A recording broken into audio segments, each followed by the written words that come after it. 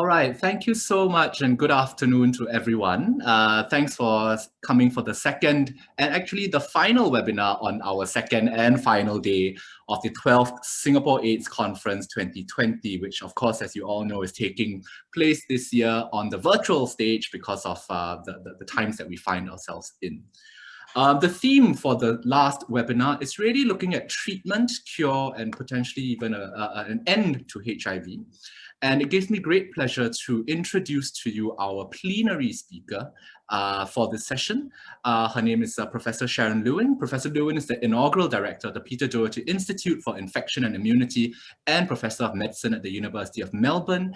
She's internationally recognized for her work and expertise in the field of HIV persistence, reservoirs, and latency. And I can't think of anyone who's better suited to talk to us today about HIV cure. So without much further ado, Professor Lewin, please.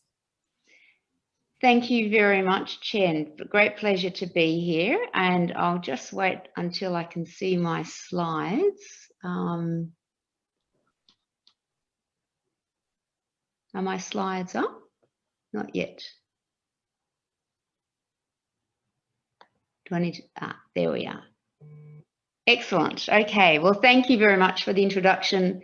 I was just chatting to Chen and my friend Roy Chan in the green room saying how much I'd much prefer to be in Singapore, eating your wonderful food and doing fabulous shopping, but unfortunately not to be. So hopefully next time. So very honoured to be giving this plenary at the Singapore AIDS Conference. I've actually never been to the Singapore AIDS Conference, amazingly enough, although I've been to Singapore many times. So I'm going to, first of all, work out how I advance the slides. Why can't I advance them?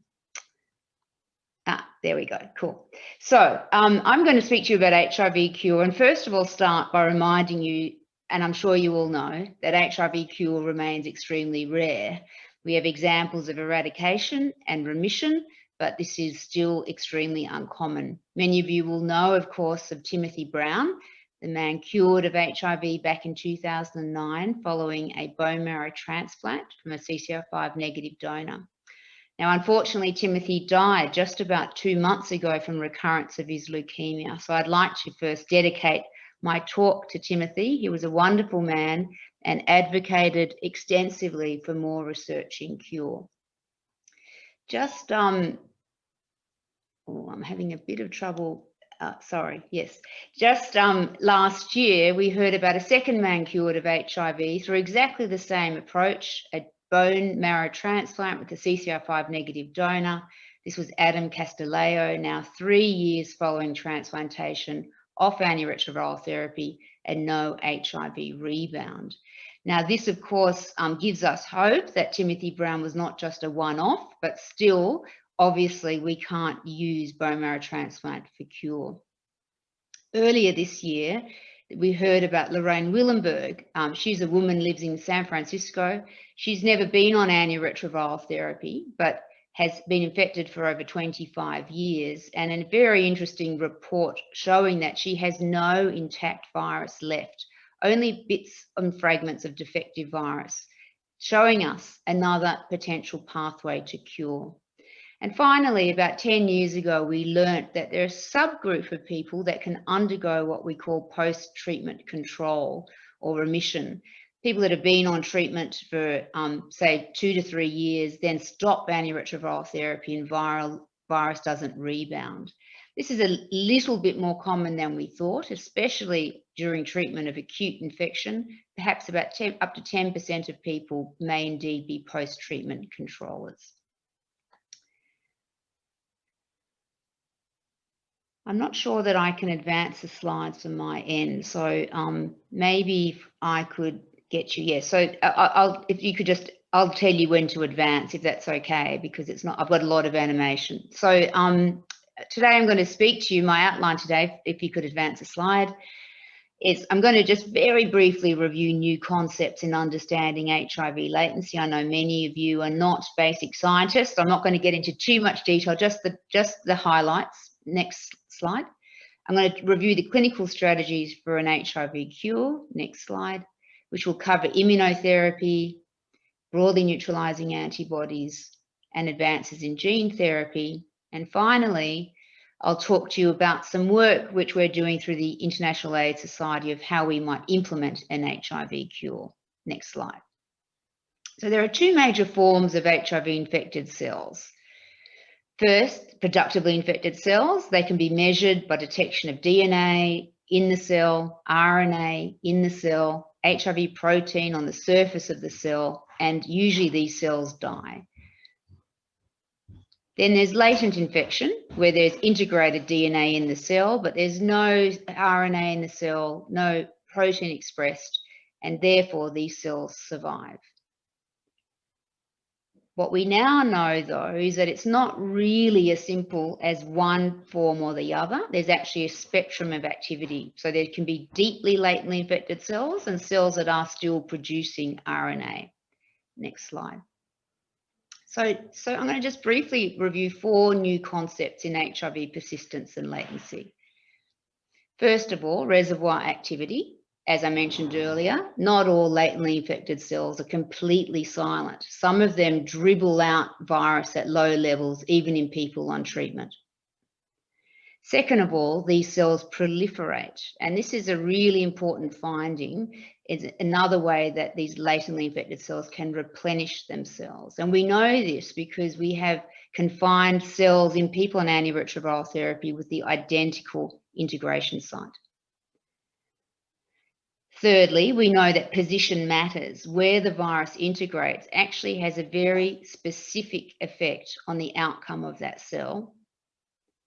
And fourth, that most virus that persists on treatment is in fact defective. And so we have much better tools now that can distinguish between intact and defective virus. And with these new tools, it looks like intact virus decays a little bit quicker than we originally thought.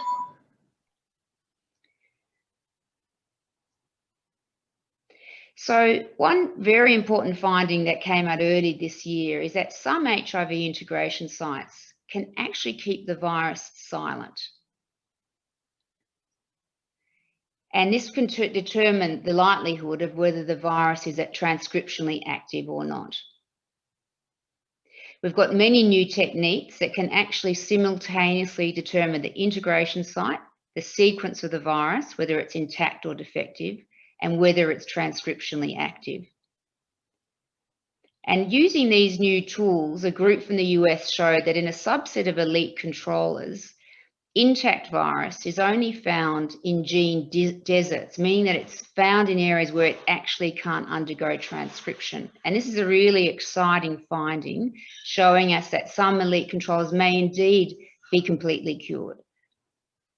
And this just shows you, the details are not important, but it just shows you the profile of integration sites and elite controllers on the left and people on antiretroviral therapy on the right. And you can see that the features of integration are very distinct in elite control, and this may well explain how these people can control their virus for such a prolonged period of time. So I'm now going to move on to a summary of recent advances in clinical strategies for an HIV cure. So first of all, this is the problem, a pool of latently infected cells that persist in people on treatment. And if we were going to completely eliminate every single latently infected cell, this is what we would call eradication. The alternative is that we reduce that pool of cells and at the same time boost the immune system to control virus. And together this would lead to what we'd call remission. Virus is there at low levels but can't rebound. Now, all strategies being developed for an HIV cure do one of two things. They either target the virus or they target the immune system. There's many different ways that the virus has been targeted, and many of these strategies have already moved into clinical trials. At the same time, there's many different ways to boost immunity, and again, these have moved into clinical trials, and we're now moving into an era of what I call combination immunotherapy, combining both strategies that reduce the amount of virus that persists and at the same time boost immunity. And today I'm going to talk briefly to you about strategies that reverse latency, strategies that modulate the immune system, the role of broadly neutralizing antibodies, and briefly about gene editing strategies, as these are already being tested in clinical trials. So first of all, latency reversing agents, an area that I've worked on for many years. And what we've learnt from these latency reversing agents is they can certainly shock, meaning they can wake up the virus, but not yet kill. Probably the most active group of latency reversing agents at the moment is where that arrow is showing you, NF-kappa B agonists or SMAC mimetics. These look very, very promising in mouse and monkey models, not yet moved into clinical trials. However, there remains a need still for more potent and less toxic or more specific latency reversing agents or LRAs. We also need to get the kill into shock and kill, and there's work now being explored using pro-apoptotic drugs, a strategy that we've acquired from the oncology field. And finally, there are groups of latency reversing agents that I call immune modulating LRAs, such as anti-PD-1, which is an immune checkpoint blocker, or toll-like receptors or TLR agonists. And these have dual activity of both targeting the virus and the immune system. And I'm going to talk about both of these agents. And next slide, please. So immune checkpoint blockers have actual multiple potential roles in HIV cure. I suspect you've all heard of these because they're now licensed oncology drugs, anti-PD-1 and anti-CTLA-4. Now, PD-1 and CTLA-4, or immune checkpoints, actually dampen the immune response and are expressed on exhausted T cells in cancer, but also in treated and untreated HIV. At the same time, in HIV, and this is different to cancer, latent virus is actually enriched in cells that express these immune checkpoints, particularly PD-1 and CTLA-4, and therefore these antibodies could indeed reverse latency. And finally, there's been case reports of anti-PD-1 in people living with HIV on antiretroviral therapy with cancer, showing a decline in infected cells, raising the possibility of their use in cure.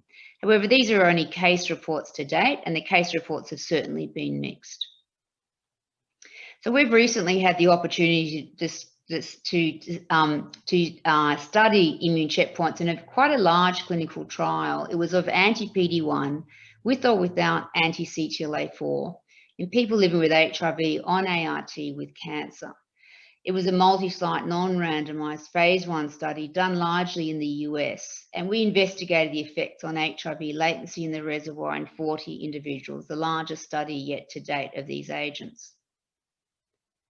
And what we found was that following anti-PD-1 and anti-CTLA-4, there was quite a significant increase in cell-associated unspliced HIV RNA, a sign that we reverse latency, with an increase of about 50% after 1 dose to 2.5 times the increase after 4 doses. And what was very interesting was when we measured the amount of virus that persists on treatment, and we can do this different ways. This is using something called IUPM, or infectious units per million. So it's probably the gold standard of measuring replication competent virus that persists on treatment.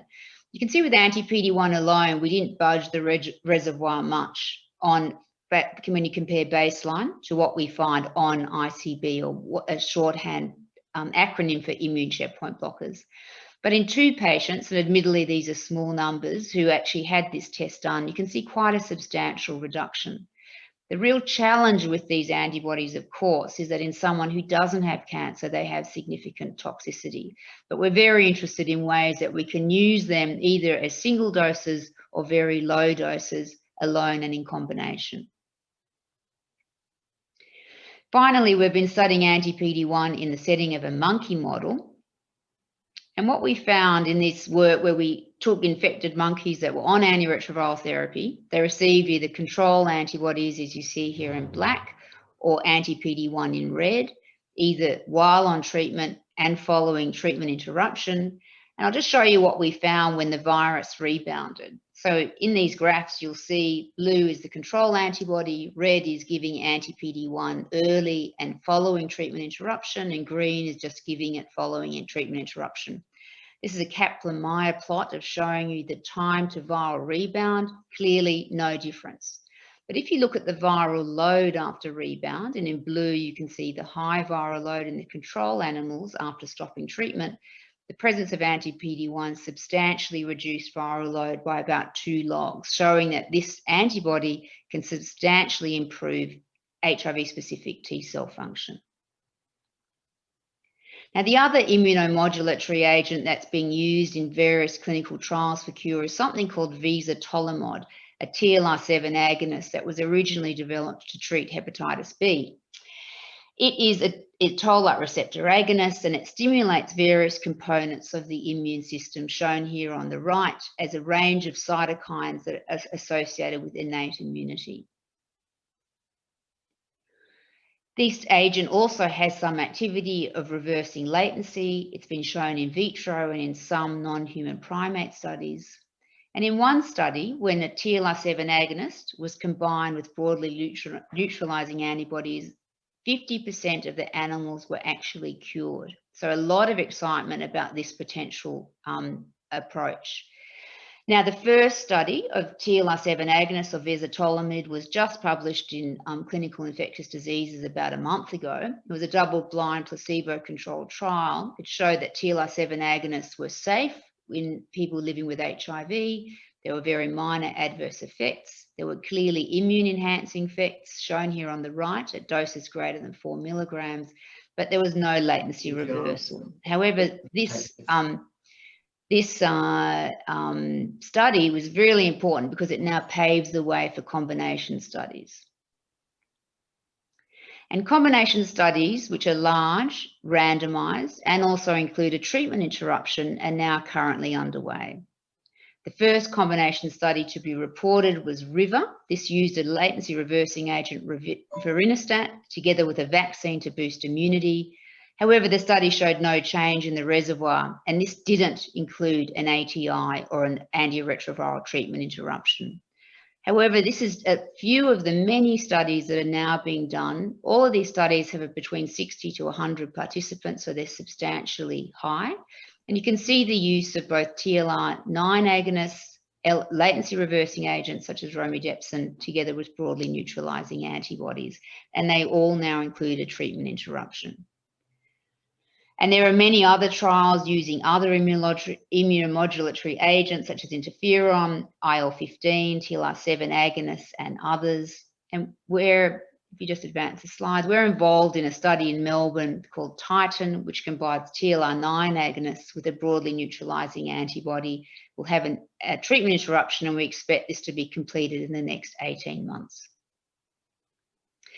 Finally, gene therapy is a really exciting strategy for HIV cure. Sounds space age, but it really is not that far away. There's different ways gene therapy can be used. It can be used to attack the virus by enhancing anti-HIV immune responses.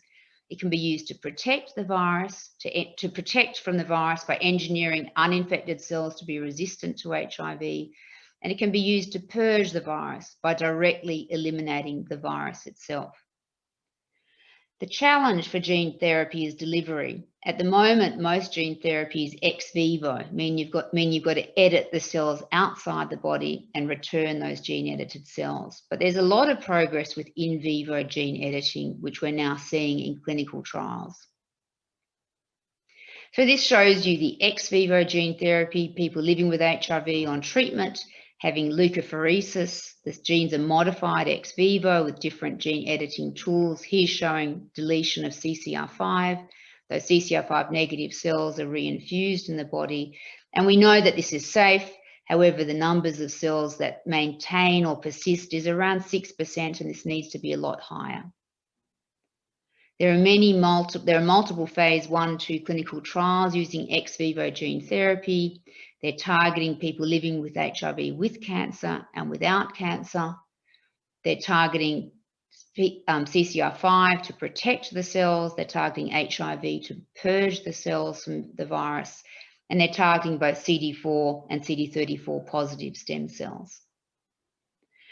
What's really interesting is the advances in vivo gene therapy, much easier and therefore much easier to deliver at scale. And here just shows you how it's done. The gene is incorporated in either a viral vector, such as AAV or adeno-associated virus, or a nanoparticle.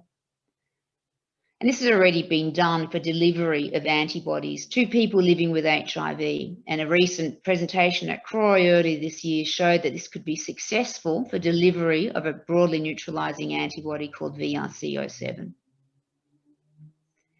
But the real challenge is, if any of this is successful, can we ever implement an HIV cure in the people that need it, largely low and middle income countries?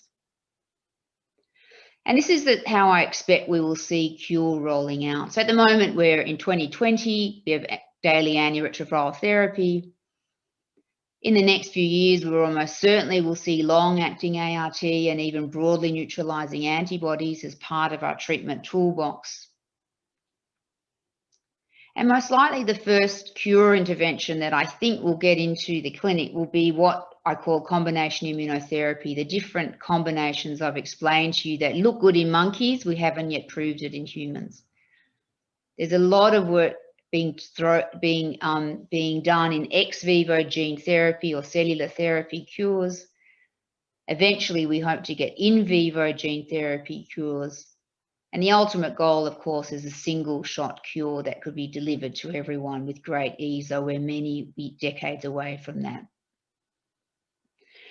The IAS has recently been leading an activity of developing a target product profile for an HIV cure. We've been doing this work together with the Bill and Melinda Gates Foundation and trying to define what a cure might look like, what's possible, and what will be useful, and both will be important. Target product profile is a term commonly used in industry. It aligns all stakeholders by defining a cure product that people living with HIV want delivered to the field. It defines the minimally acceptable and optimistic characteristics of a cure in relation to efficacy, toxicity, cost, and a whole range of other parameters. And we've initiated a consultation with experts and community. Over 500 participants have been surveyed, and the results of that survey were just published in Lancet HIV, defining the parameters we're most likely to want in order to get a cure to the clinic. So in summary, I've shown you many new concepts in understanding HIV latency. New tools are now being used to understand how the virus persists beyond just quantifying the virus alone. Immune checkpoint blockade is one strategy being pursued to both reverse latency and enhance immunity, though safety remains a major concern. There's some optimism for gene therapy, including strategies to attack, protect, and purge the virus. And finally, combination immunotherapy approaches are certainly most advanced. There's very active discussions with funders, industry, and community about a target product for cure. This is really important, given that the overall goal is to ensure that any advance we might make will be delivered quickly to those at highest need, and of course is acceptable to the community. I'd like to just acknowledge the members of my own laboratory in Melbourne and the number of clinical trials they've supported us doing, and all of our collaborators internationally, and particularly funders, and happy to take any questions. Thanks very much. Thanks very much, Professor Lewin, for that really comprehensive, I think, survey of where the science is.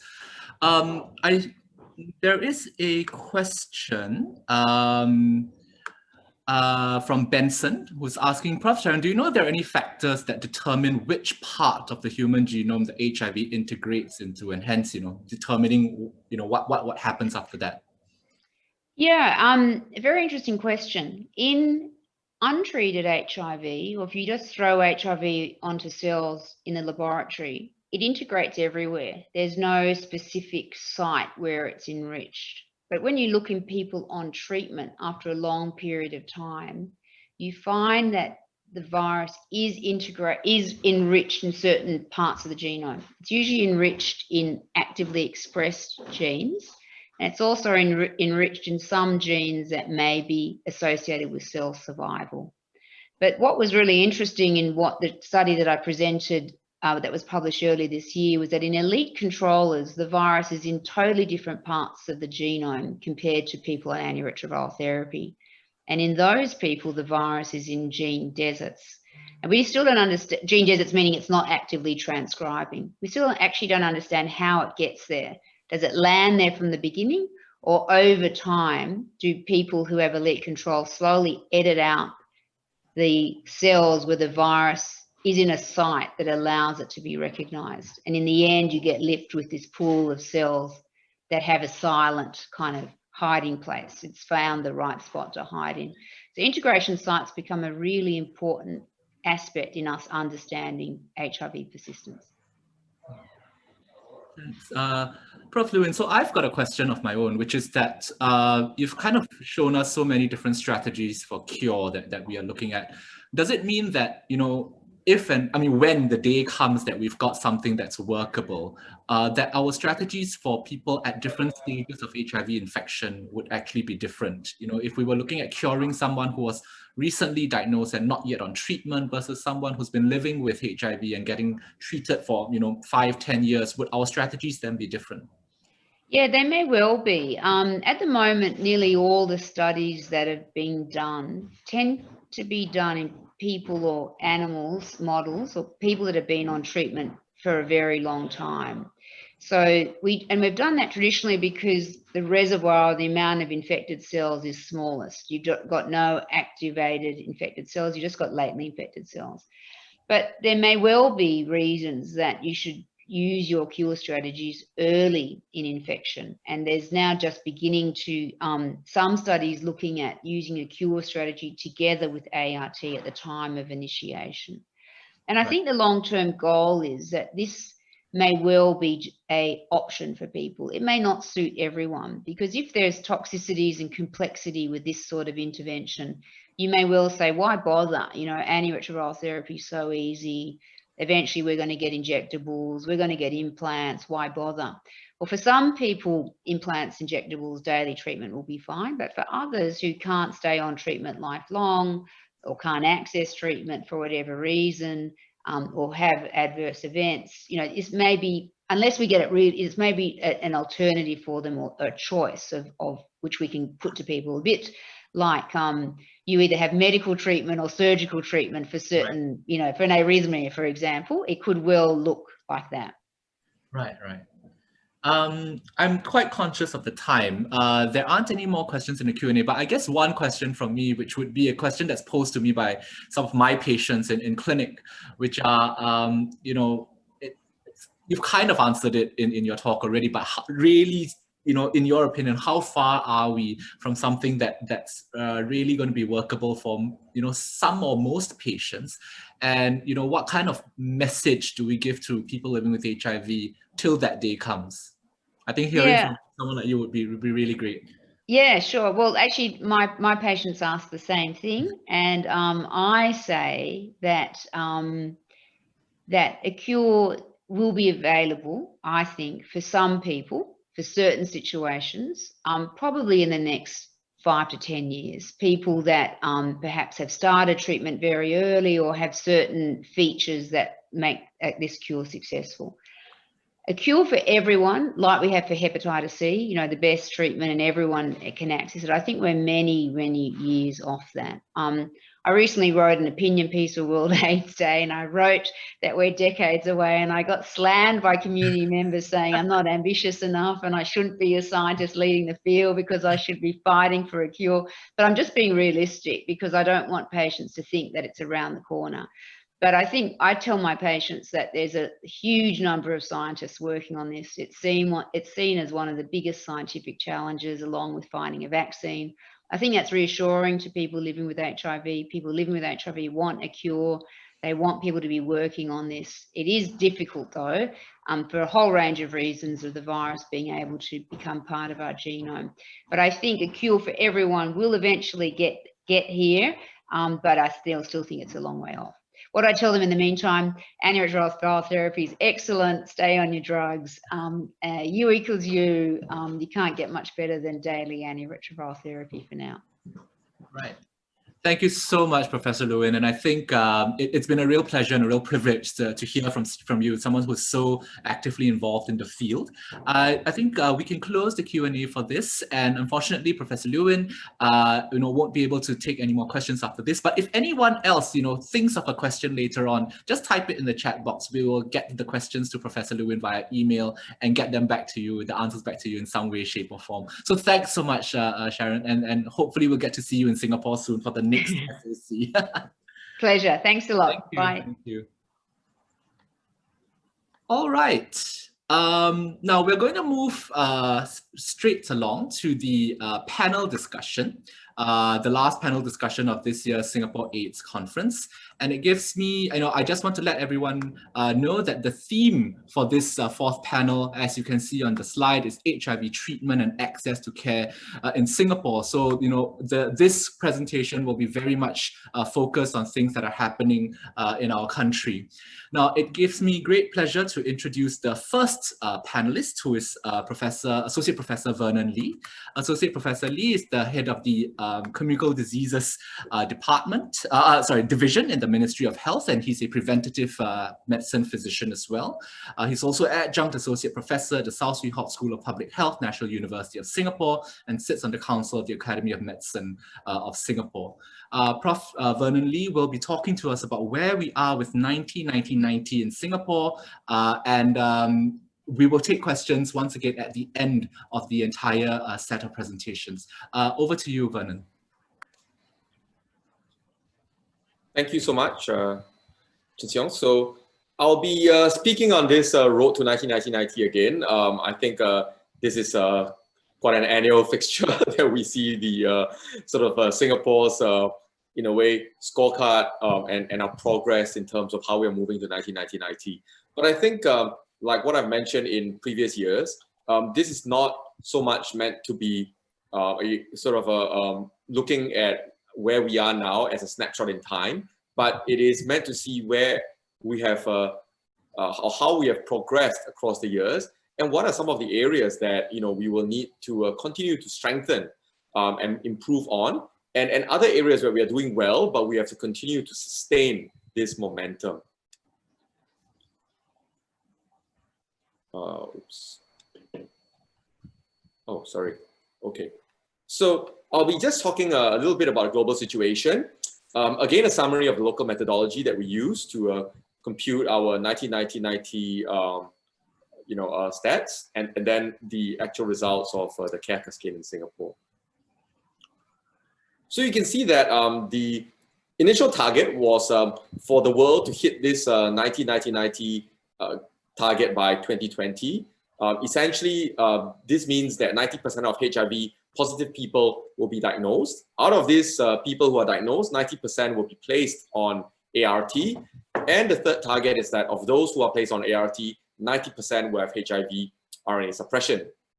So this means in the cascade that 73% of people overall will have suppressed HIV RNA, and therefore will have essentially a very low risk of transmission of HIV. And with this, the hope is that we can actually reduce the global rates of HIV substantially because of this lowered risk of transmission due to viral suppression.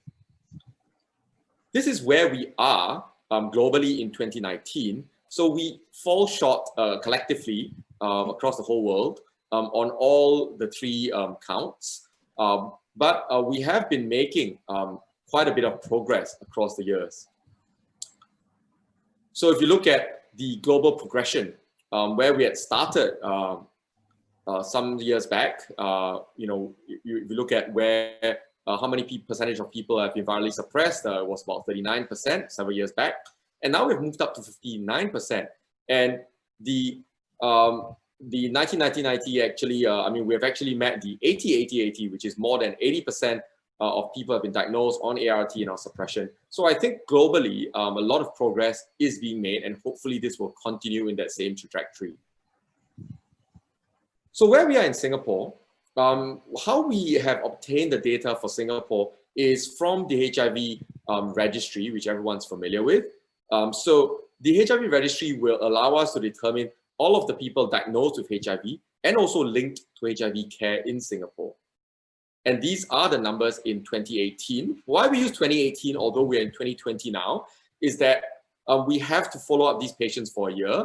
And a lot of the modeling, as I'll come later with, how do we estimate the persons living with HIV in Singapore, requires some years of data for it to be stable. So if we model it in 2019 or 2020, the model data, unfortunately, were very wide confidence intervals and may not be that accurate. So we use 2018, at least we have about 2 years worth of that stable data for us to model that.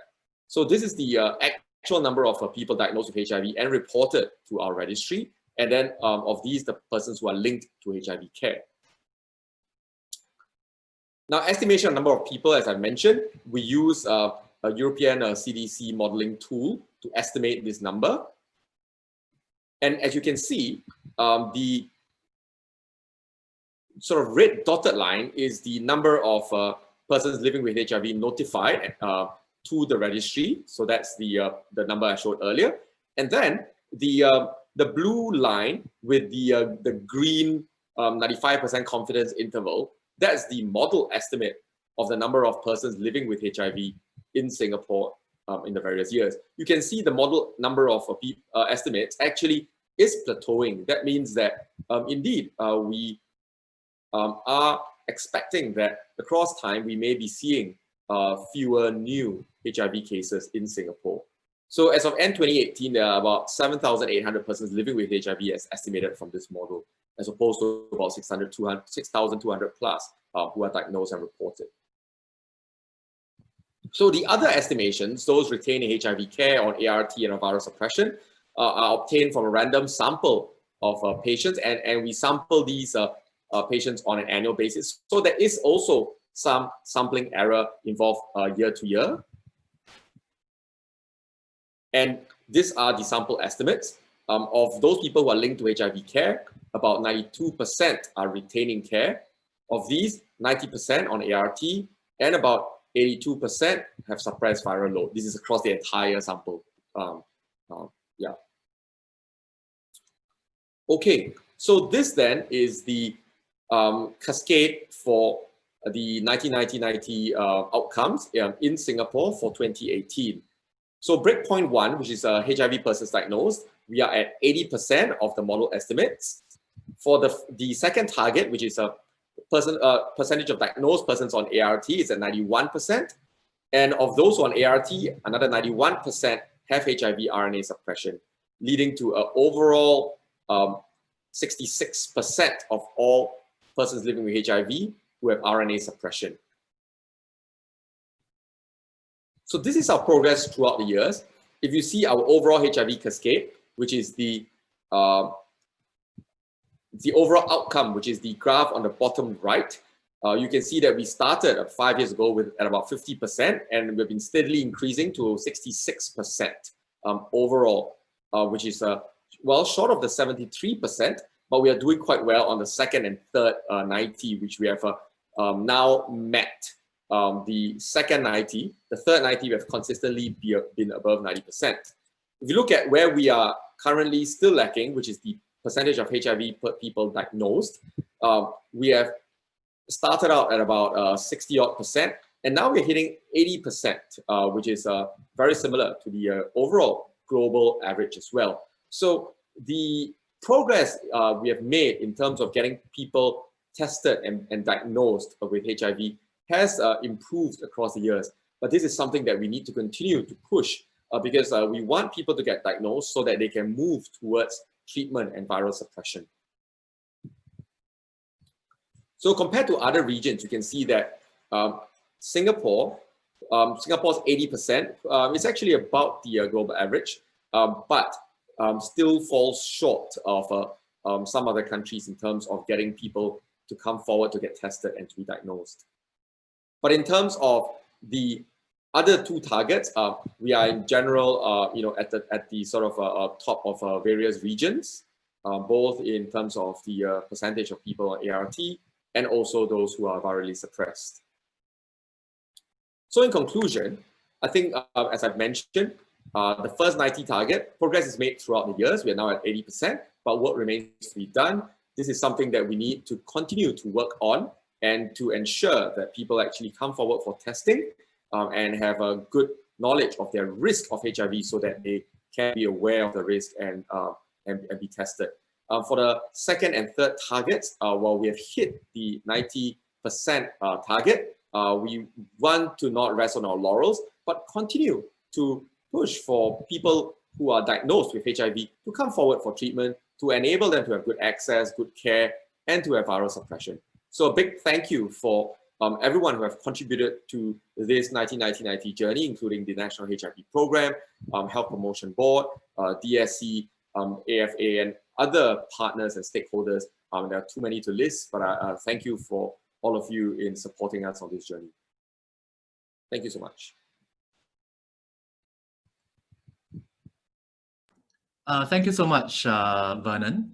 And once again, we'll be taking our questions at the end. I think a few have come in already, but we'll discuss them after all the panel presentations. Next up is Associate Professor Chuan, who will be talking to us about an update in HIV treatment. Associate Professor Lee is a Senior Consultant in Infectious Diseases with a special clinical interest in HIV medicine. He also is an extremely passionate medical educator, winning multiple teaching awards, as well as being an advocate for people living with HIV/AIDS. He's also my mentor and taught me much of what I know about HIV medicine. So over to you, Chuan. Yeah. Good afternoon, everyone.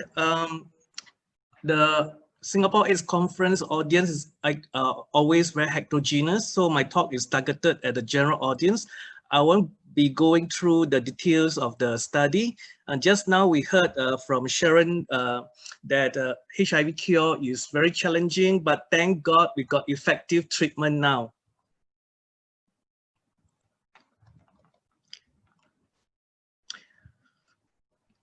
Right.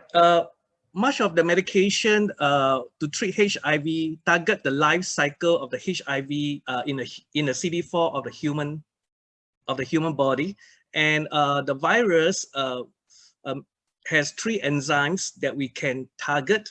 These are the reverse transcriptase viral enzyme, the integrase enzyme. The reverse transcriptase translate the RNA to a DNA, and the integrase enzyme will integrate the viral DNA into the human DNA to make copies of itself. And then the protease enzyme is the final assembly of the virus where they cleave off all the excess protein. Now, the old drugs mainly target these three enzymes, all right? I want to give you a bit of history in HIV treatment. So from 1981, when HIV was first reported up to the mid-1990s, HIV is uniformly fatal. All right, the first drug that we can use was AZT in 1987, and subsequent drugs all belong to the same class. This class, reverse transcriptase inhibitors, known as NRTIs. So whether you use one drug or two drugs, patient will fail ultimately because these drugs called nucleosides, reverse transcriptase inhibitors, are very weak. It is not until around 1986 where we got protease inhibitors like indinavir and non-reverse transcriptase inhibitors or non-nucleosides like nevirapine that we could treat HIV effectively. But as you can see, those that have put a red cross means that the drugs we'll try not to use or they are no longer in use. So for a long time and still currently, HIV treatment has been a combination of two nucleosides and a third drug. Therefore, that means we use two drugs here and one drug, we can choose a non-nucleoside analog, a protease inhibitor or integrase inhibitor. However, you can see that in the early days, most of the drug need to be dosed 2 to 3 times dosing, and some have to be dosed with or without food. As early as 2006, actually, we have very effective 3-in-1 single tablet, and many of you know that is Atripla. Yeah, Atripla, we have it in 2006. So before I go on, just tell you what are we doing now. So it's good to know that everyone diagnosed with HIV in Singapore can be successfully treated, right? We have enough medications. Treatment, regardless of stage, CD4 are viral load. We start treatment regardless of stage. The CD4 are the viral load of any patient, except maybe in exceptional or super elite controller, like Sharon mentioned just now. And for all newly diagnosed patients, we want to start treatment as soon as possible, either same day or within 2 weeks. But always start when the patient is ready, and we always encourage patients to start treatment. We no longer use or avoid old drugs like D40, AZT, protease inhibitors like atazanavir and lopinavir. And the trend is towards 2-drug treatment, especially in the elderly, the renal, or people with heart disease, so that we can avoid the nucleosides drug like tenofovir, abacavir. Therefore, we can use one nucleoside like 3-TC with an integrase inhibitor. That means we just use one drug here, 3-TC, and another powerful drug like dolutegravir or boosted darunavir. Just 2 drugs is enough to treat HIV because the 3rd drug is very potent. And we have better screening and treatment for comorbidities now. So we take care of patient mental health, their metabolic and endocrine disorders, if any, their bone and renal health. And if they become too complicated, we can refer to our colleagues who are specialists in these areas. So what are the current challenges that we have in Singapore? I'm glad to say that access is no longer an issue. In the past AIDS conference, I always talk about access. Now it is no longer an issue. As you know, patients can get free treatment via Medifund. As of September 2020, our HIV drugs are placed in standard drug list. That means patients automatically get 50 to 75% discount for if the patient are subsidized patients, right? They don't have to see a medical social worker to get a subsidy, automatic. The challenge is how to maintain drug adherence in a lifelong illness. Like Sharon said, that's why we need a cure. How to ensure someone can maintain their drug taking for the whole life, and not forget side effects. Even new drugs have side effects. For example, the latest side effect seen in the new nucleoside TAF and the new integrase inhibitors like dolutegravir and bicyclicavir. They have, I've been seeing some patients with very dramatic weight gain resulting in high BMI. These are not very well understood at the current point. So the question is, do we need new anti-HIV medication? Now, nearly every patient with HIV in the world can now be successfully treated with the current medication that we have. However, a very small group of patients with failure with multi-drug class resistant, means they are resistant to multiple classes of drugs. And usually these are patients diagnosed in the early 1990s where we don't have a lot of drugs to use, and as a result, they become resistant to all the current classes of medications. So these new classes of medication don't offer cross-resistant with existing classes. The other reason why we have a lot of anti-HIV medication is because of the work of advocacy. You know, HIV medicine, there's a lot of advocacy and activism. Not to forget, it's a multi-million-dollar industry, all right? Because treatment is lifelong, and usually patients get infected when they are young. So what's the future of HIV treatment? 1, fewer drugs for treatment. I told you now we can use 2 instead of 3. And these 2 drugs also come in a fixed dose combination, 2 in 1 tablet. So patient take 1 tablet that contains 2 drugs. This is often, we use one nucleoside lamivudine and pair with a very potent second drug, either dolutegravir or even a boosted PI darunavir.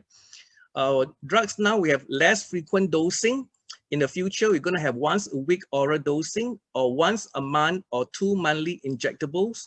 We have new classes of HIV medication, and patients going to have many, many more choices. So in 2017, fixed 2-drug fixed combination, Juluca, and we have it in CDC, although it's not a fixed drug. combination. This year we have Doherty, which is combination of 3TC and dolutegravir, 2-drug combination. So the future of HIV treatment, I'm going to talk now on new classes of HIV medication, giving us more choices. One of them is for Stemsevere, right? Just approved this year by FDA in America. Now, so this new class of drugs, they act in a unique way. They prevent the entry of the virus to the CD4 cell by attaching to a HIV body part known as glycoprotein 120 here. So they prevent the HIV virus from entering the CD4 cell, right? But this drug is to be used in heavily treated patients when they have no other choices. And towards the future, we're going to have once a week oral dosing using just 2 drugs, and one of the these 2 drugs are belonging to the new classes too. One of the new drug is called Elastravir, which acts at the reverse transcriptase enzyme. Now, there are 3 classes of drugs acting at this step, reverse transcriptase. We have the NRTI, the nucleosides, the non-nucleosides, and this new class of drug, Elastravir, belong to what we call NRTTI. So NRTTI stands for nucleoside reverse transcriptase translocation inhibitor. The mechanisms of action are different from NRTI or NNRTI. That's how it works.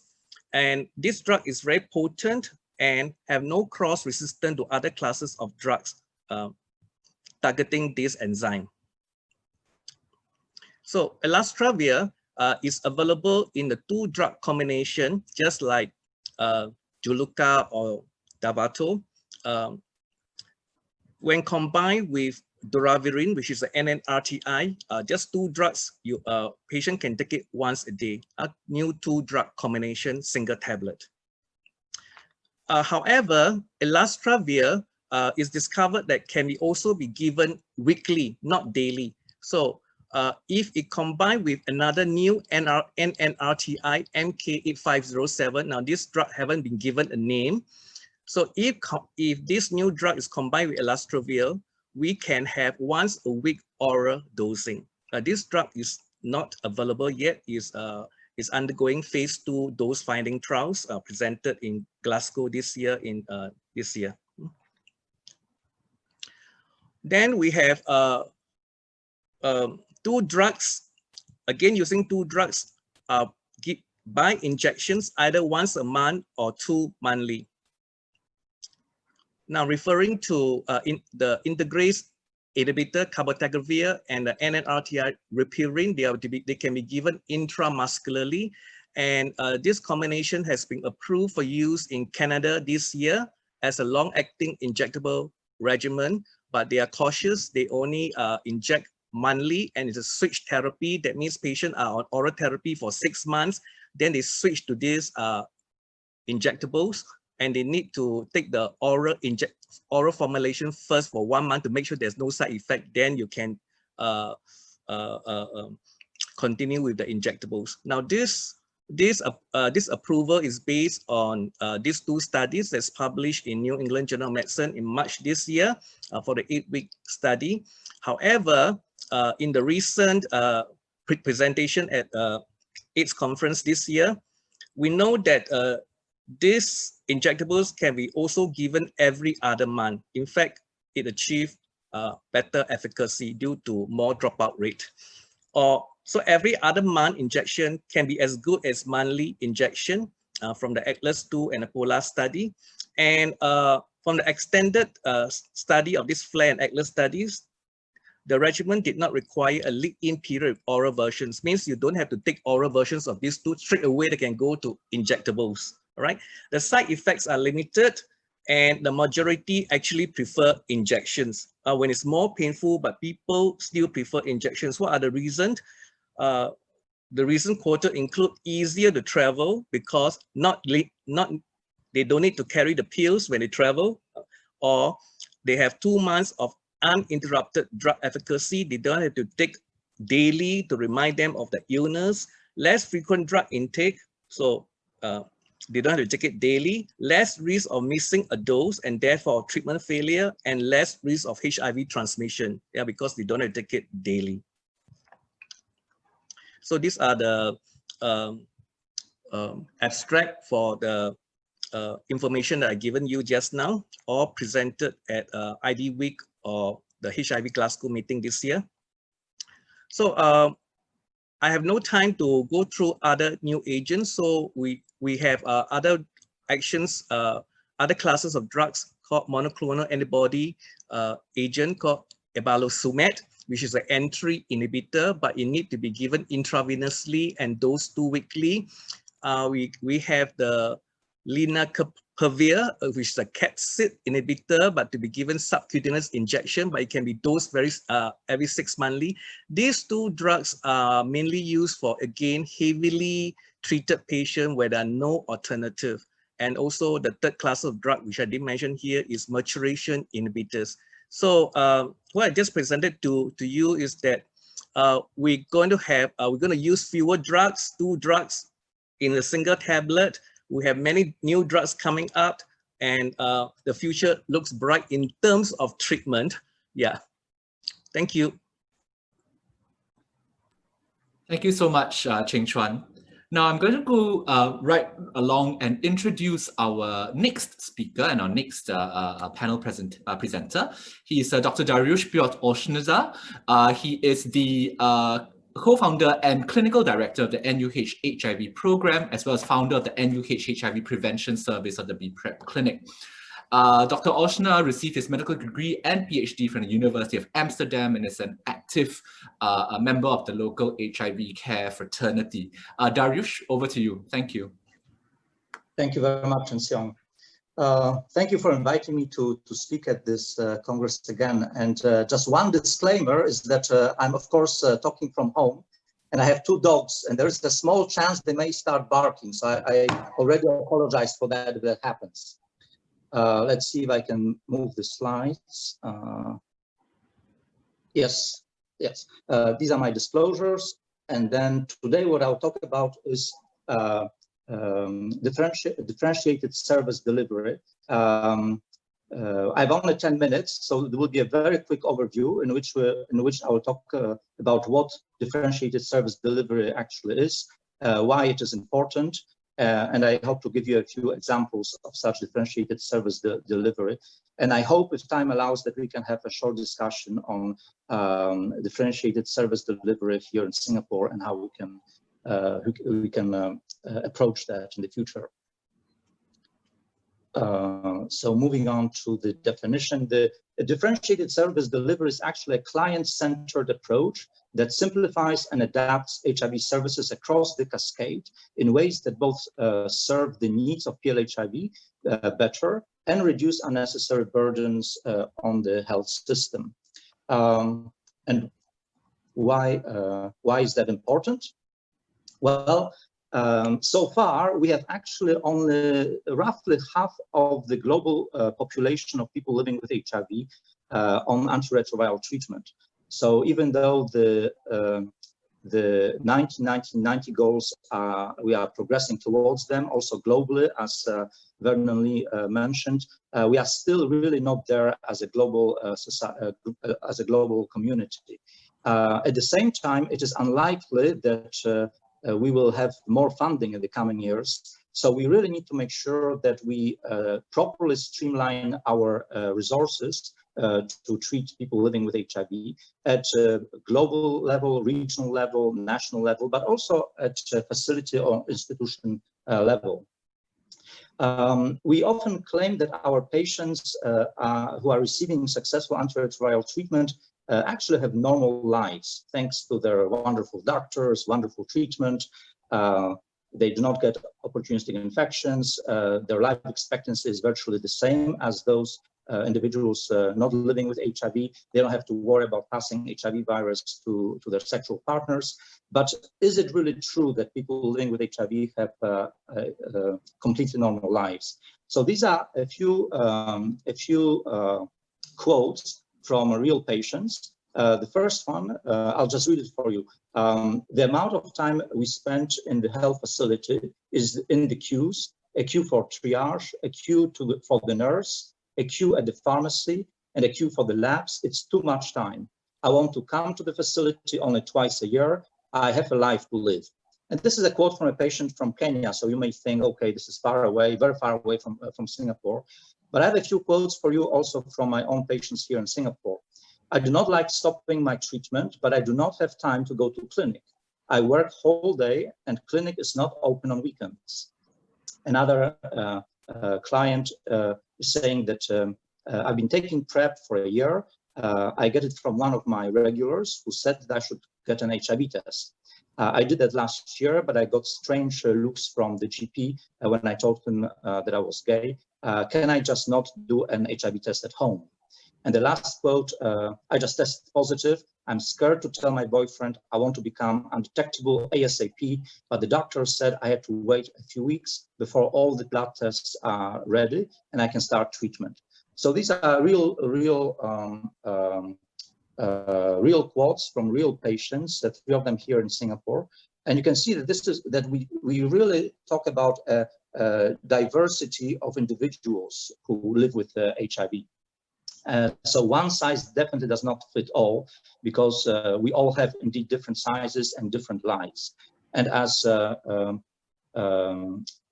Sylvia Parker quoted previously, it's not about everybody getting the same thing. It's about everybody getting what they need in order to improve the quality of their situation. Just trying to move on. Yeah.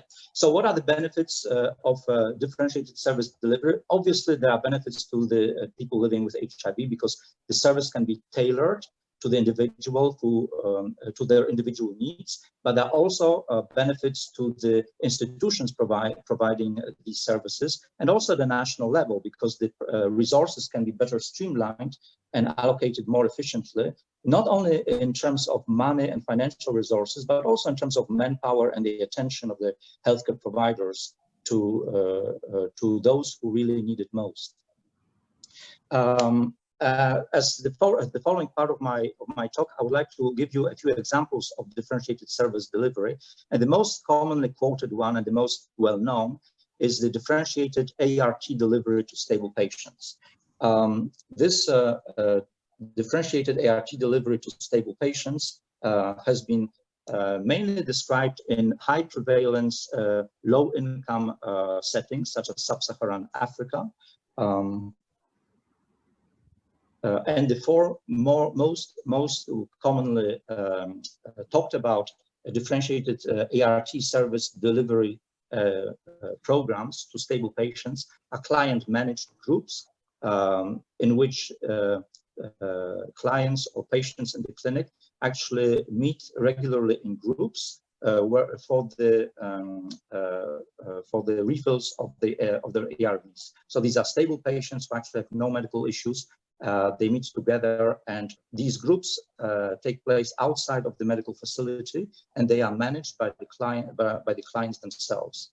Another such model is the healthcare worker managed groups. Again, groups that meet outside of the hospital, but these are managed by healthcare workers. But these do not have to be professional clinicians. Sometimes these are lay healthcare workers.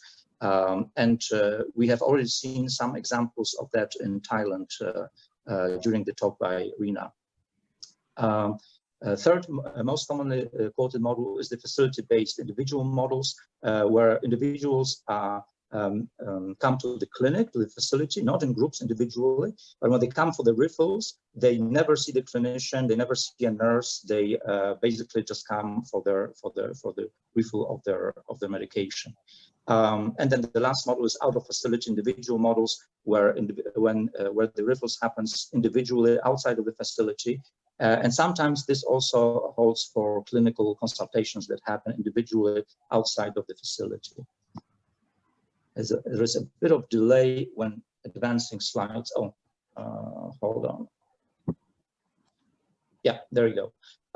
So when thinking of designing a differentiated service delivery model, whether it's ART delivery or any other service delivery, basically we have to consider 4 building blocks. when, where, who, and what. So for the ART delivery, when could be anywhere between 1 month and even 6 months. Where is it? The HIV clinic? Is it the polyclinic? Is it a community center, such as maybe AFA or Pink Carpet, or is it at home? And then who? Is it the doctor? Is it the pharmacist? Is it the nurse? Is it a peer or a KP member? And then what is it actually part of this service? And these things sound very simple, very straightforward, but what's very important in designing these differentiated service deliveries is to really think out of the box. We very often find ourselves really trapped in our experiences of many years, how we deliver service, how we do things.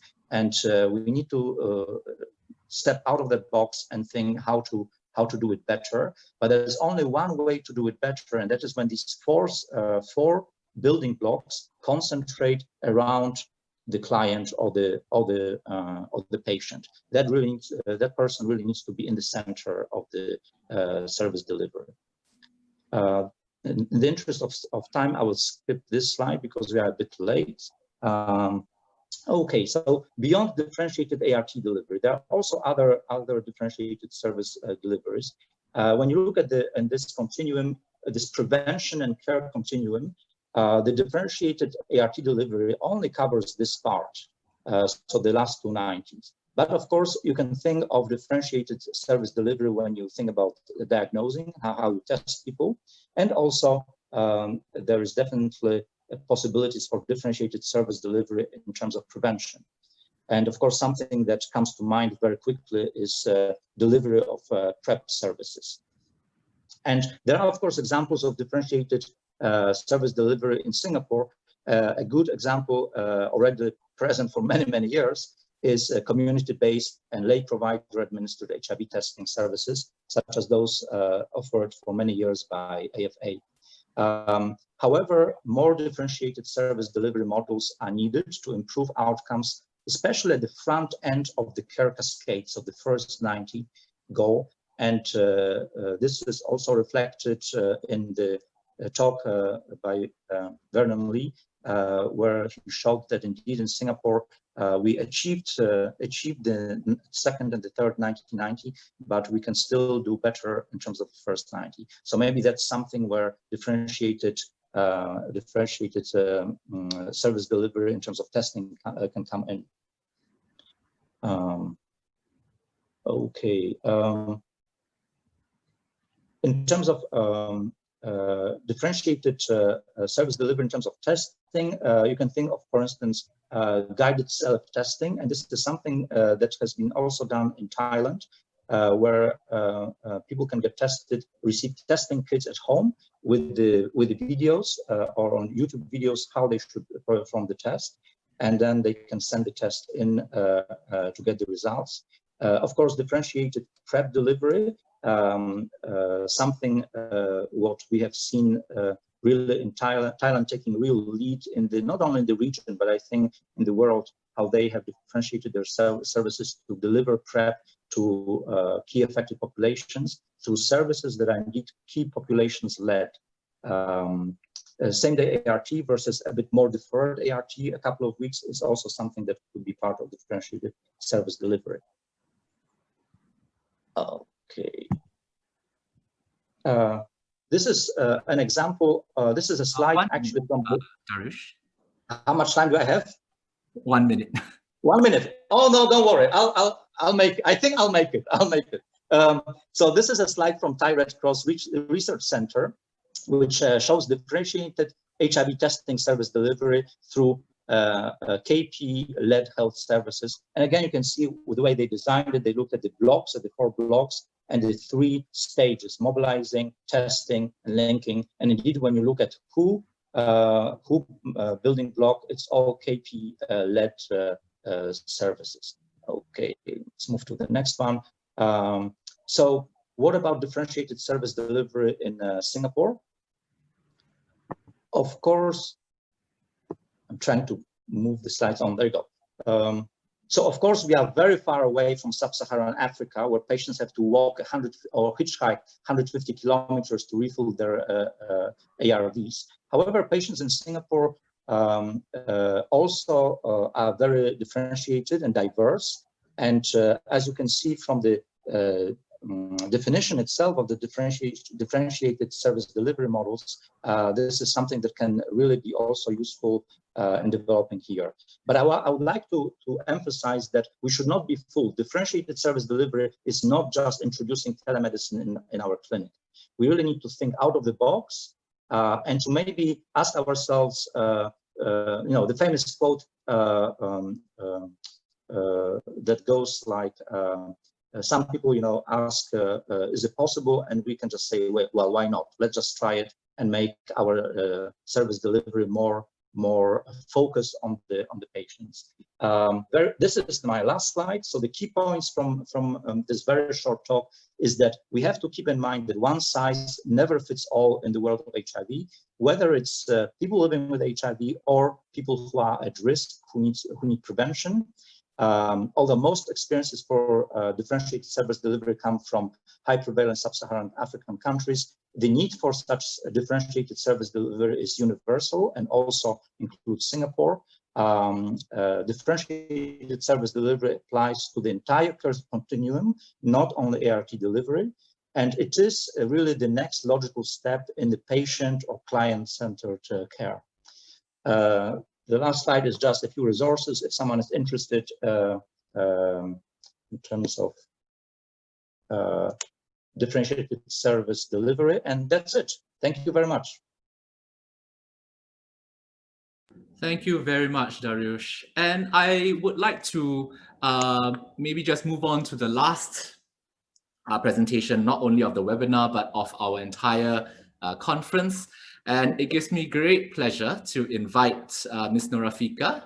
Noorafika and I have known each other for a number of years now because I've been caring for her in clinic for some time. And, I'm really glad that she accepted this invitation to come and speak to us and have just a conversation. So we're going to change gears a little bit. We've really heard a lot about clinical care and from the medical point of view in terms of cure research as well, and what are the different ways in which we can provide specific clinical care to our patients. But, we're just going to take a few minutes now, and I wanted to ask Noorafika some questions about her life. And how HIV and HIV treatment kind of fits into that in a way to round out today's whole panel discussion. So thanks again, Noorafika, for joining us. Welcome. Once again, these are just questions so that people can find out a little bit more about you, really. So I just want to open it up by asking, what are you doing now with your life? What's going on? I am currently a second-year student at a local polytechnic, taking a diploma in electrical engineering, specializing in biomedical. Okay, and what do you do outside of school? Do you have any hobbies? Yeah, my hobbies are playing bowling and also photography. And what do you hope to do in the future in terms of your ambition? My ambition is to become a biomedical engineer, as I find that MRI and CT scan machines to be very interesting and develop an interest in this area, and I would like to learn more about it. Okay, so it sounds like you've got some, sort of plans for your future. I just wanted to ask you, what are your plans for the next 1 year, the next 5 years, the next 10 years?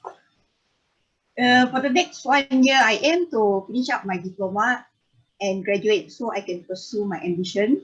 Mm-hmm. For the next 5 years, to still be working in the same sector, but I also aim to work as a biomedical engineer and also take a part-time degree. For the next 10 years is to still be working in the same sector, but I also aim to be financially stable to support myself and my family, and also to travel the world if possible. Okay. I just wanted to sort of ask, and you don't have to go into too many details, but how long have you known about HIV and your HIV? It has been 12 years since I found out about my diagnosis. Okay. But of course, even before that, I wanted to ask about your treatment journey, right? What was the first treatment that you remember? Since I was diagnosed, I took 2 types of medication, syrup form, and I take it 3 times a day until I was about 7 or 8 years old. Then I started taking tablets for 2 times a day until I got transferred over to naproxen. Okay, I mean, just to clarify, you know, Norafika was born with HIV infection, so she's talking about treatment that she was taking from the time she was born until the time she was 7 or 8 years old. So what's your current treatment like, Norafika? Current treatment, I have to take 4 types of medication, a total of 5 pills every night. And what's the difference between what you were on before and what you're taking now? The difference between my old treatment and my current treatment is that now I only have to take my medication once a day.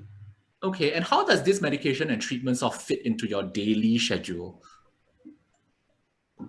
For daily schedule, I will go to school to attend my lessons normally. Then my medication will fit in every night at 11 p.m. Okay, and how frequently do you have to go and see, come to clinic? I will go to the clinic for a follow-up every 3 to 4 months, but 2 weeks before my follow-up, I will go to the clinic to give my bloods to check my viral load and CD4 count. Okay, so, you know, in the spirit of trying to look to the future, how do you think HIV can actually be improved? HIV treatment can actually be improved in Singapore? Having more medication which are currently not accessible, such as having more types of 1 pill treatment, more medication subsidies for HIV treatment, having GPs to have more knowledge about HIV and also about U equals U, having school to have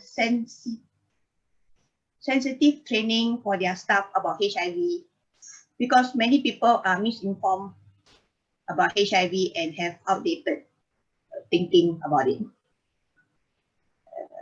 Having mental health support for PLHIVs, such as psychologists who are informed about HIV.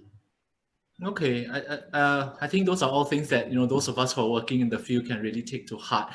I just wanted to maybe close off this sort of short conversation, this short interview by asking you, you know, if you were to meet someone who was diagnosed with HIV, newly diagnosed with HIV today, and you had a chance to speak to them, what would you tell them? You are not alone, and this isn't the end of the world. Seek treatment as early as possible, and with the right treatment, you can live a normal life just like everyone else. Okay, thank you so much, Norafika, you know, for taking the time and coming to share with us. I think it's really different when people get to hear from someone who sort of had these experiences. You know, if you can, you know, just hang around for the panel. If there are any questions that are directed towards you, I may just ask you what they are. So once again, it really gives me great pleasure to thank all the panelists for their great presentations. And there have been questions that are coming in fast and furious.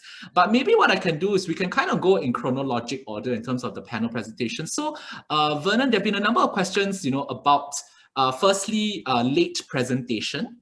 But secondly, also, I guess, a few questions, the same theme, right? How do you think we can improve on our achievement of the 1990 goals locally?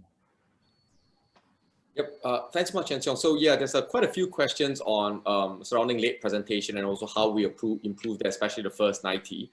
So indeed, late presentation is a problem. Our current late presentation rates hover around a 50% mark, which is actually quite high. And as to the question on why, you know, our first 90 is actually going up, although late presentation still remains high, I think there's a couple of factors. One is that the overall number of HIV patients, persons living with HIV from the models and also borne out from the data over the past few years might suggest that actually we are seeing either a plateauing or decline in the annual new persons living with HIV cases. So even though there's late presentation, we are still diagnosing a lot of the older cases. Therefore, we are actually closing the gap. That's one. Secondly is that we are not sure as a proportion how many of the newer HIV cases may be actually reporting earlier compared to the older cases. So there might be a difference in if you know the graph, right? The sort of the longevity of those who have, in terms of the time to diagnosis for the later cases versus the earlier cases. So we're trying to study all this together with the HIV program and other collaborators to try to see what are the contributing factors for late diagnosis and how we can actually encourage people to come for earlier diagnosis. So these are some of the things that we're trying to address.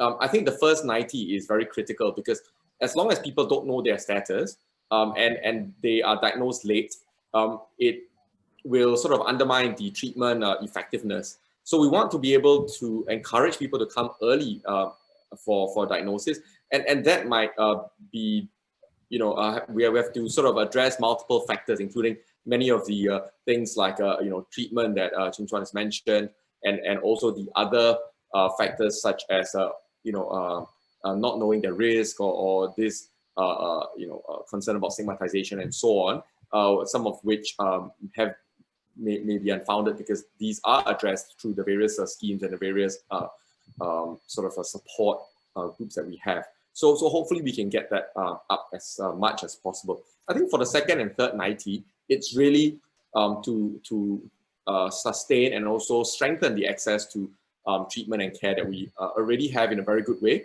but we can always build upon this to make it even better. Thank you. Thanks so much, Vernon.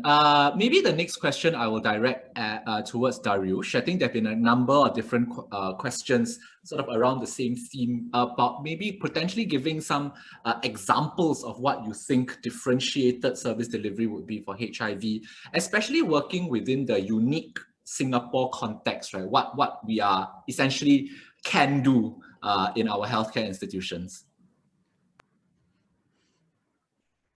Dariush, you're muted. Sorry about that. Thank you, Chen Seong. Yes, I saw quite a few questions, and I'm very happy there are quite a few about the differentiated service delivery. They are all indeed kind of saying, well, what would you do? You know, there are so many restrictions, so many laws, you know, in terms of doctors, patients being seen by doctors and not by someone else. Yes, this is definitely a barrier, but this is what I meant when I said that we need to think out of the box and dare a little bit. What I think we should, if we have an idea of a differentiated service delivery, I think that the first step is to maybe do a quality improvement project. As a quality improvement project, see, you know, design as a such a delivery scheme, show that it's safe, show that it is better, and then I think that actually it is possible to change or relax some rules. And I give you a real world example, not from the HIV world, but from a local example. In Alexandra Hospital, for instance, where I also work as a general internist, and I'm also responsible for education there, believe it or not, but patients who are warded, some of them are seen only every 3 days by a consultant. They are not seen every day by a consultant.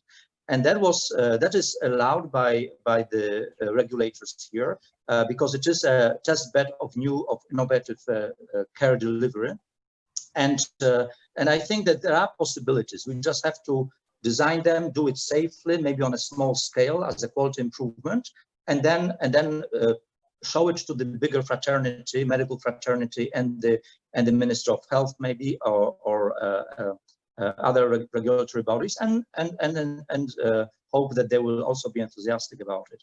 And what kind of differentiated service deliveries? I think that we can really do a lot in terms of PrEP delivery that can be simplified.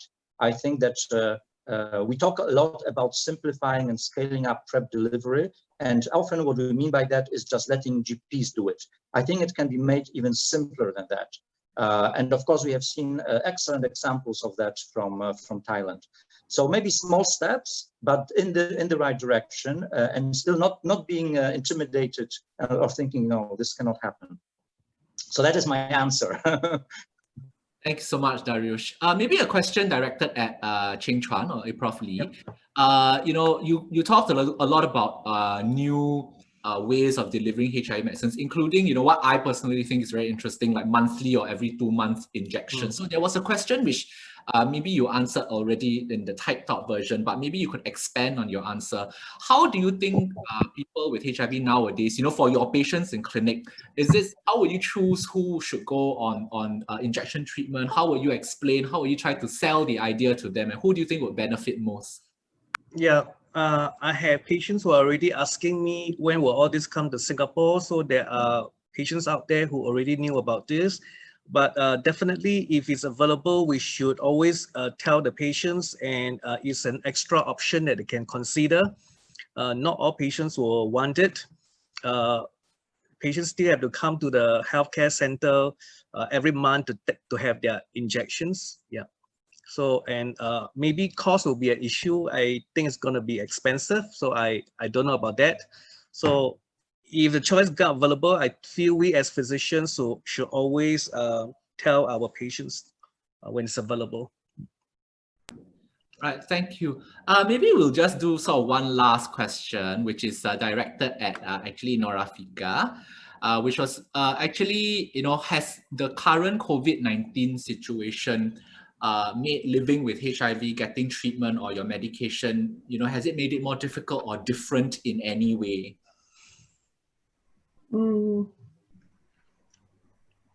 There's a slight difference because my appointments has like been pushed forward to like 6 months later.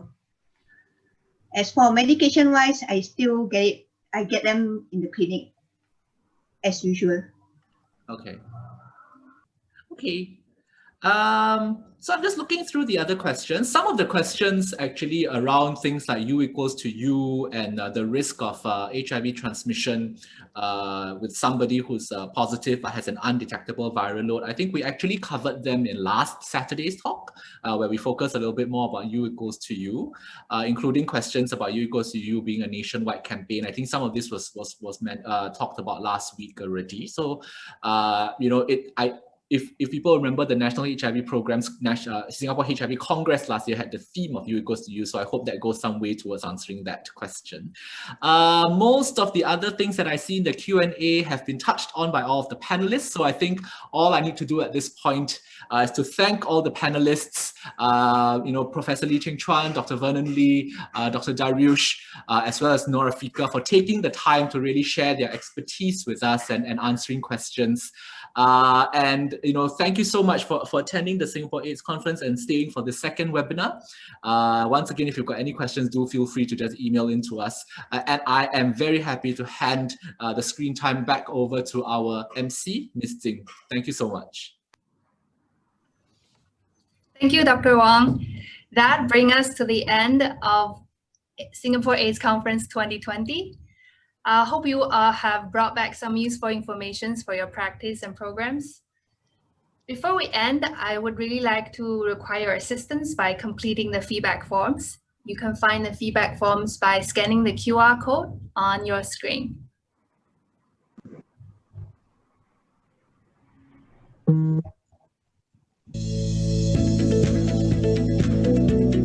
Okay, here you go.